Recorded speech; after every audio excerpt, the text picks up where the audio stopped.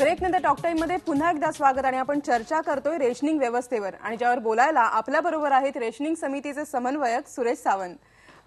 सुरेश, अनेकदा असं होतं की जसं नवीन म्हणजे आतापासून रेशन कार्ड येतंय, आपण ती योजना आपण अजूनही म्हणजे फॉलो करतोय, पण कुठेतरी आता त्याच्यात काही चेंजेस आलेत का? म्हणजे आता एक बचत गटाची एक योजना आहे ती आताच त्यांनी सरकारकडून दाखवण्यात आलेली आहे, तर नक्की बचत गटाची योजना म्हणजे काय?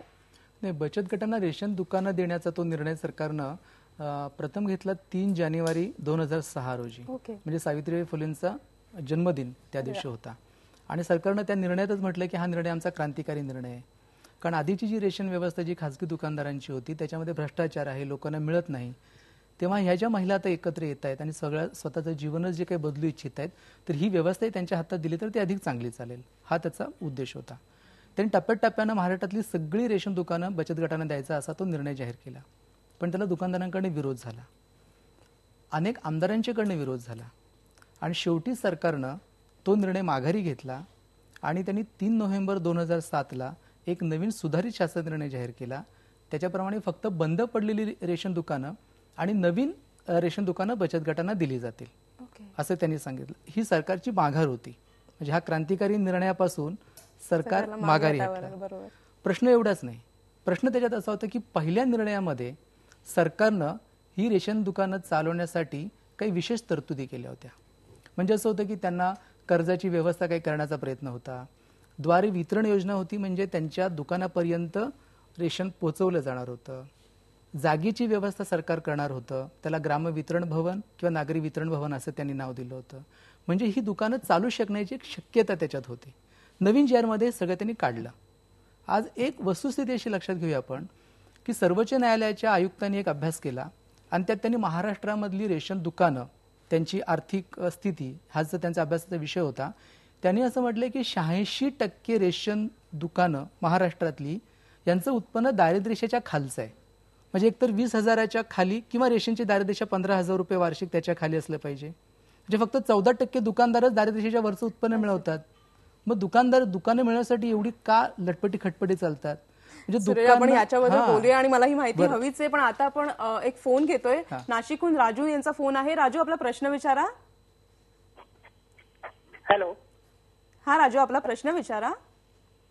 मला रेशन कार्डामध्ये पण ते वेगळं करावं लागेल.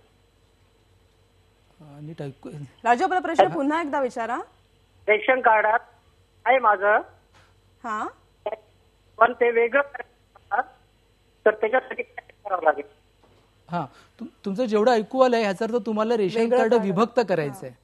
तर विभक्त करताना ते आहे की पूर्वी कुटुंब एकत्र असतं आणि मग जो कोणी मुलगा किंवा भाऊ जेव्हा वेगळा होतो तर त्यासाठी शिधावाटप कार्यालयामध्ये किंवा तहसील कार्यालयात तुम्ही अर्ज करू शकता आणि अर्ज केल्याच्या नंतर तुम्हाला ते तुमचं कार्ड विभक्त करून घेता येतं. पण याच्यात एक असती गोष्ट, त्याच्यात एक असं त्याच्यातलं आहे की त्या कुटुंब प्रमुखाने जेव्हा हा अर्ज करायचा असतो तेव्हा ज्याचं नाव वेगळं करायचं असतं त्याच्या सहीची सुद्धा त्याच्यात आवश्यकता असते. म्हणजे कुटुंब प्रमुख स्वतःहून त्याचं नाव वेगळं करू शकत नाही, पण ज्याला आपलं नाव वेगळं करून हवंय तो आपला अर्ज करू शकतो आणि हे विभक्त कार्ड त्याला मिळू शकतं. मग अशी आपण बचत गटावरती बोलवतो, त्याच्यानंतर जे सरकारचा पुढचा निर्णय जो होता त्याच्याबद्दल तुम्ही सांगू. नाही, प्रश्न त्याच्यातला असा सरळ आहे की जर 86% दुकानं महाराष्ट्रातली जर त्यांना दारिद्र्यरेषेच्या खालचं उत्पन्न आहे, म्हणजे कोणतंही दुकान आज सरासरी म्हणजे ज्याला आपण दुकानं म्हणू, हे आज मिळणाऱ्या कमिशनमध्ये चालूच शकत नाहीत. ही स्थिती आहे, कमिशनमध्ये चालूच शकत नाही, वस्तुस्थिती आहे. काही ठिकाणी आदिवासी भागातली जी अगदी जेमतेम 150-200 दुकानांची आणि घराचं दुकान चालवलं तर ते नो लॉस नो प्रॉफिट, ना नफा ना तोटा अशा पद्धतीने थोडंसं घेऊन ते म्हणजे चालतात. ही वस्तुस्थिती आहे, बाकी चालू शकत नाही. म्हणजे वस्तुस्थिती अशी आहे की भ्रष्टाचार करण्यासाठीच रेशन दुकानाचा परवाना असं साधारण रेशन दुकानांचं चित्र आहे. मग बचत गटांना जेव्हा रेशन दुकानं दिली गेलेत आता आणि त्यांच्या विशेष तरतुदी कुठल्याही न करता जेव्हा त्यांना दिले गेलेत तेव्हा त्यांच्या पुढे नफ्याचा मार्ग काय? काहीच सरकारनं तरतूद केलेली नाही. म्हणजे एक तर त्यांनी जुन्या खासगी दुकानदारांसारखाच भ्रष्टाचार करावा अशी सरकारची अपेक्षा दिसते, किंवा त्यांनी दुकान सोडून द्यावं, किंवा नावानं बचत गटाच्या दुकान प्रत्यक्ष मात्र खासगी कुठल्या तरी व्यक्तीने ते दुकान चालवायला घ्यायचं आणि त्यांनी भ्रष्टाचार करायचा असा त्याच्यात आहे.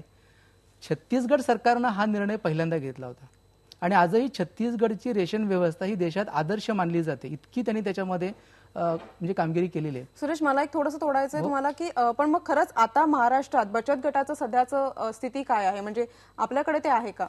आता त्यांनी सांगली भागात म्हणजे सांगली जिल्ह्यात काही ठिकाणी रेशन दुकानं प्रत्यक्ष बचत गटांना मिळाली आहेत आणि आणखीन काही ठिकाणी त्यांची निवड झालेली आहेत, प्रत्यक्ष दिली गेलेली नाही आहेत. मुंबईमध्ये अर्ज घेतले गेलेले आहेत पण त्याची अजून छाननी झालेली नाही. पण जिथे कुणी बचत गट दुकानं चालवायला लागले त्यांना खूप अडचणी सोसाव्या लागतात.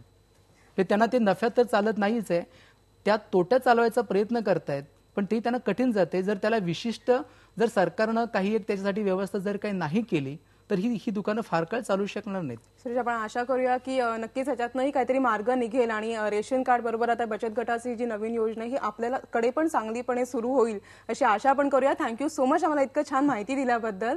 आणि टॉक टाइम मध्ये आज आपण चर्चा केली आहे ती रेशन व्यवस्था या विषयावरती. आणि उद्या आपण भेटणार आहोत पाककला तज्ञ मोहसिना मुकादम यांना आणि त्यांच्याशी चर्चा करणार आहोत भारतीय रस्ते या विषयावर. तुम्हाला जर काही प्रश्न असतील तर तुम्ही आम्हाला उद्या फोन करू शकता 1:30 ते 2 या वेळेत.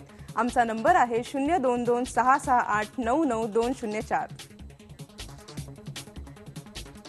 टॉक टाइम मध्ये आज इतकंच. अचूक बातमी, ठाम मत. पहा फक्त IBN लोकमत.